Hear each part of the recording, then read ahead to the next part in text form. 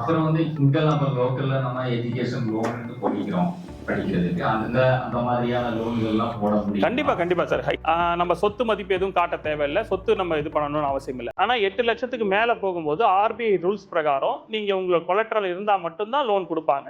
அந்த பணம் ஆசையினால அவங்க அதுக்குள்ள போய் அவங்களுக்கே அதுல என்ன, ஏன்னா இப்ப லோக்கல்ல பண்றது வேற சார். ஃபாரின் போகும்போது முதல்ல நம்ம அங்க ஸ்டெடியா இருக்கணும். இப்ப நான் இருக்கேன் 10 வருஷமா நான் பண்ணிட்டு இருக்கேன். நான் 10 கண்ட்ரி பண்றது இல்லை, 2 கண்ட்ரி தான் பண்றேன். என்ன காரணம்னா எனக்கு அதுக்கு மேல போக முடியாது, அதுக்கு மேல வசதியை கொடுக்க முடியாது.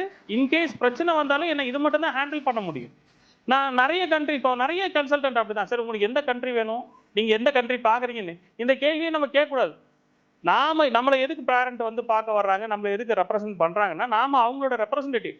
அவங்க சார்பா நம்ம போய் அங்க இருக்கிற ரியாலிட்டியை பார்த்து அங்க இருக்கிற பிரச்சனைகள் என்ன, அங்க என்ன பாசிட்டிவ் நெகட்டிவ் இதெல்லாம் அனலைஸ் பண்ணி இது எல்லா விதத்துலையும் நம்ம நாட்டு ஸ்டூடெண்ட்டுக்கு ஒத்து வருமானதை கன்ஃபார்ம் பண்ணதுக்கு அப்புறம் தான் நம்ம அந்த ஸ்டூடெண்ட்டை அங்க அட்மிஷன் பண்றதுக்கு போறோம். ஒரு சில கன்சல்டன்ட் அங்க போயிருக்கவே மாட்டாங்க, அவங்களுக்கு அதை பத்தி எதுவுமே தெரியாது.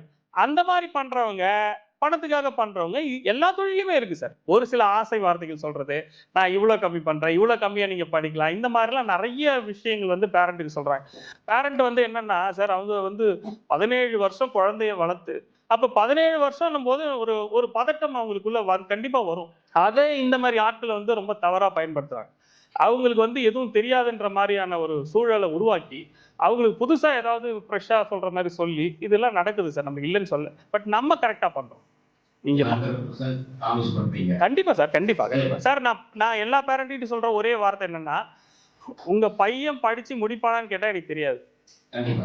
அது அவருக்கு போய் நான் பரிசு எழுத முடியாது. ஆனா 6 வருஷம் என் புள்ள அங்க சேஃப்டியா இருந்துட்டு வந்துருவானா சார்னா 100%.